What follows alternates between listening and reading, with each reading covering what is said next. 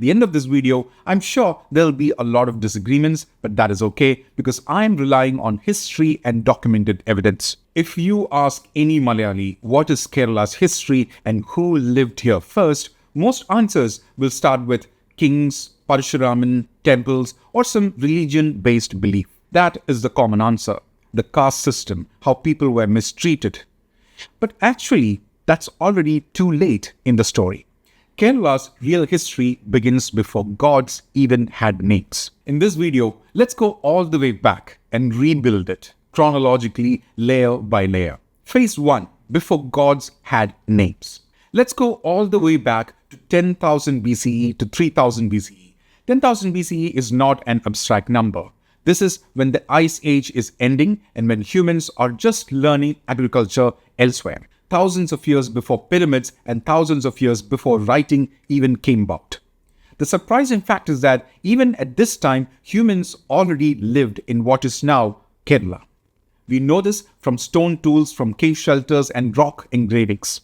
The most important evidence is Edakil caves in Wayanad. The carvings there span roughly 6000 BCE to 1000 BCE. To put that in perspective, 6000 BCE is when Stonehenge did not even exist. Writing will only appear around 3200 BCE in Mesopotamia. But what do these carvings in Wayanad show? Animals, human figures, hunting scenes. What they do not show is also equally important. There are no gods, no temples, no kings, no scripts. This tells us the belief system that might have existed then. It was animism. It is a belief that spirits inhabit all things, living beings, objects, places, and natural phenomena, viewing the world as an interconnected web where humans aren't superior but only a part of the ever-powerful nature. Meaning, trees were alive, animals had spirits, hills were powerful, death was a transition, not a moral judgment. There was no concept of religion. Life itself was sacred, and this layer never disappeared. It survives today as sacred groves or kava, serpent worship, spirit possession rituals, probably even the oldest form of Theyyam. This is Kerala's deepest spiritual memory. And the tribal communities living in Kerala's forest today, the Kurumbas, the Paniyas, the Kadars, and the Cholanaikkars, they are descendants of those first inhabitants. And they were long here before anyone else. Phase 2, Earth, Blood, and Ancestors. This is approximately during 3000 BCE to 1500 BCE. Now, the land changes. Humans stop moving constantly. There are no hunter-gatherers anymore. They begin settling. 3000 BCE is when the Indus Valley civilization is emerging in North India. The pyramids of Egypt are being built. Cities are forming in Mesopotamia. In Kerala, we don't see cities yet. We see villages. Early Dravidian-speaking groups settle near rivers and fertile land, and they bring agriculture, pottery, cattle rearing, and clan-based societies. This phase is marked by megalithic burials, large stone graves, food offerings, iron tools, and this tells us something crucial. They believed that the dead continued to exist. Ancestors mattered, memory was sacred, and this is when Mother Goddess and fertility worship becomes central. Earth is treated as feminine. Blood sacrifice is common. Seasonal rituals dominate life. Rain harvest and childbirth even are sacred events at this point. There are no pan-Indian gods now. Every village has its own deity. These gods are not moral teachers telling you what to do and what not to do. They are protectors, punishers, and negotiators with nature. This is the origin of the Amma Devam, Bhagavati, or Amman in Tamil. This layer forms the emotional base of Kerala's later religions. Sacred groves or kava were everywhere. There were nothing but small patches of forest left untouched for centuries. The deity wasn't a stone idol. The deity was the grove itself. The trees, the snakes that lived there, the spirits inhabiting the forest. Serpent worship in sacred groves is one of the oldest forms of worship in the world. Kerala didn't learn this from anyone. It was indigenous, meaning it was formed in the region itself. And the first form of deity was the mother goddess, the Bhagavati called Kottravai in Sangam literature. Fierce, demanding blood offerings, present in every village. And this was in Hinduism. Scholars call it Dravidian folk religion. In my opinion, it was essentially animism. Phase 3, the Sangam Age Kerala. This is between 300 BCE and 300 CE. This is when Kerala enters recorded history. 300 BCE is roughly when Ashoka was ruling North India, when Buddhism was spreading across Asia, and when Rome was becoming an empire. Kerala appears in Tamil Sangam literature as part of the Chera region. Important correction, there is no Malayalam yet. Kerala is Tamil speaking, culturally Tamil and geographically distinct. That's when the Ainthinais come into picture. Sangam society organizes life by landscape, not religion. And there are 5 Ainthinais. Kurinji, or the mountains, where the deity is Cheyon, or a deity resembling the modern-day Murugan. Next is Mullai, or forest or pasture. The deity there is Mayon, which is an early Vishnu form. The third is Marudam, which is the fertile farmland. The deity there is Indra. The fourth is Natal, or coast. And the deity there is Varuna. The fifth one is Palai, where Palakkad was derived from. And the deity there is Kottravai. Kottravai is critical. She is a war goddess, a mother goddess, a blood-demanding protector. She is fierce, unapologetic, and territorial. She does not judge morality, she ensures survival and fertility. Religion in this phase is non-centralized, non-Brahminical, local, and ecological. No temple economy or no caste hierarchy yet.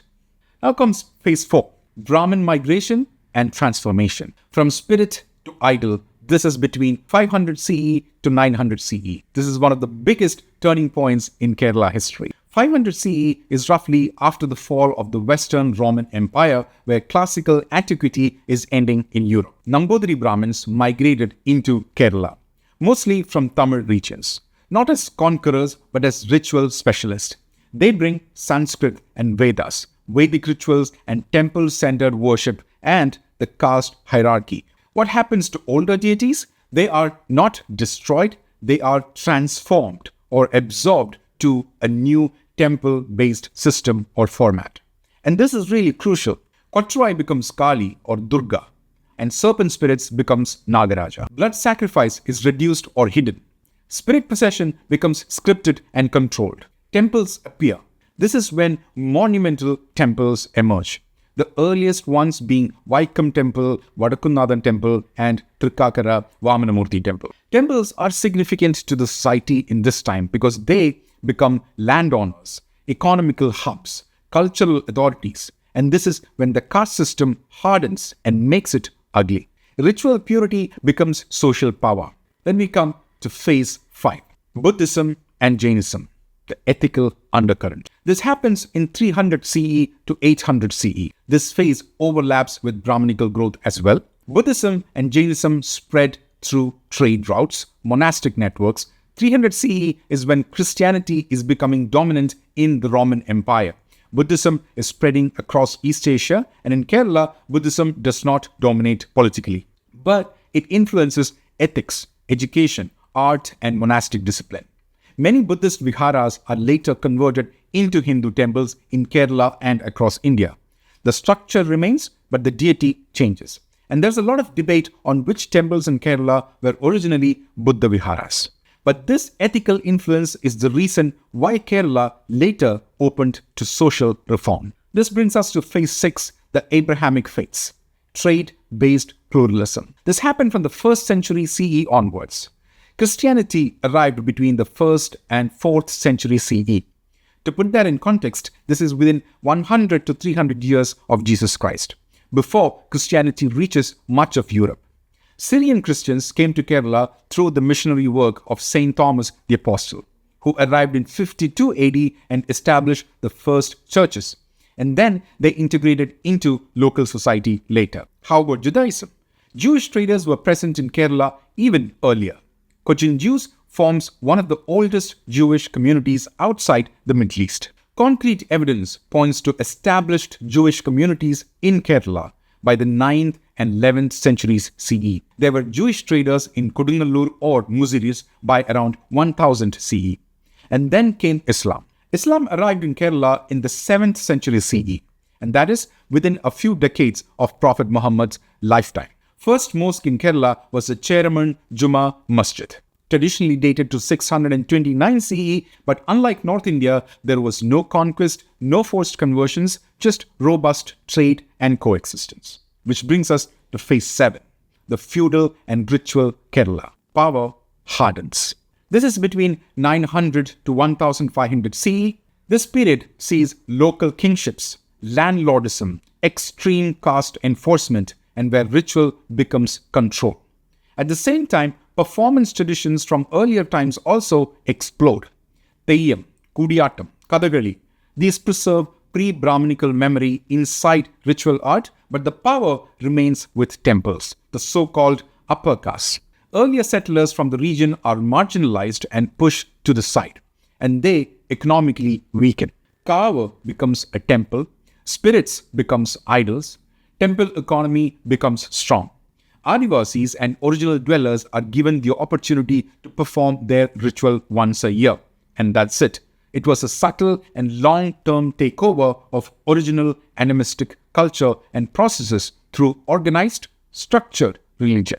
This is when a lot of imported deities came to Kerala, and Vaishnavism became more popular, which had North Indian roots in the first place, never native to the region we call Kerala today. This brings us to phase 8, the colonial disruption. This happens between 1500 to 1800 CE. 1500 CE is when Columbus has just crossed the Atlantic. Europe enters the age of exploration. Portuguese, Dutch, and British arrive in Kerala. They control trade, influence education, interfere with religion, and they introduce new crops like tapioca, chilies, potatoes, tomatoes, cashews, peanuts, and spices like cloves and cinnamon to Kerala. Important thing to notice is that the staple diet of early settlements in Kerala from the earliest known records includes millets and other storable grains, which is considered superfoods in today's Kerala and comes at a premium. Many still think that idli, dosa, etc. are native to Kerala. No, they were imported by different cultures at different times and weaved into the local cuisine of Kerala during these times. They also brought military tech like cannons, and then printing presses and educational institutions alongside establishing forts and trade networks.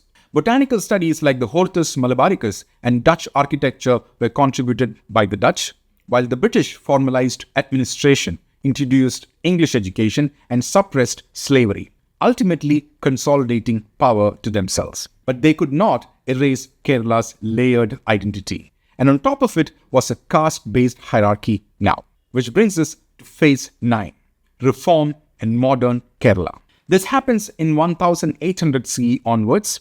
Social reformers emerge. Narayana Guru, Ayyangali, Chattambi Swamigal, and people like them challenge the status quo and reform society. Education spreads, caste is challenged, and Brahminical ritual authority is questioned. As you can see, modern Kerala is not sudden. It is ancient layers renegotiating power. So when someone asks, what was Kerala's original history or religion? The answer is complicated. The oldest layer is animism, sacred groves, kava, possession rituals like Teyyam, the mother goddess, Amman or Bhagavati. The belief that spirits inhabit all things, viewing the world as an interconnected web where humans aren't superior but only part of nature, was the oldest known belief system. Kind of like the Avatar movie. The dominant organized religion for 1500 years was Buddhism and Jainism. Brahminical Hinduism became dominant only in the 8th to 12th centuries. So why did Kerala become so receptive to social reform afterwards? Maybe because of over 1,000 years, Kerala was shaped by religions that rejected the caste system. That egalitarian foundation was buried. So to conclude, Kerala was never built once. It was built again and again. Each belief system did not erase the previous one. It absorbed it, renamed it, and controlled it, and also argued with it. The danger is forgetting how deep the layers go and flattening them all into a single story. Because Kerala was never one story. It was many, stacked carefully over time. And it is evolving still. I've just touched upon the main historically significant points in this video. Obviously, there are many sub-layers and folklore and traditions sandwiched in between. There is so much to learn from them. History is never in black and white or a straight line. It's a big puzzle that we can only try to piece together with what we know. Please do share in the comment section your thoughts, suggestions, and information that you might know and I might not. I'll see you in another video. This is Mani Karthik signing off.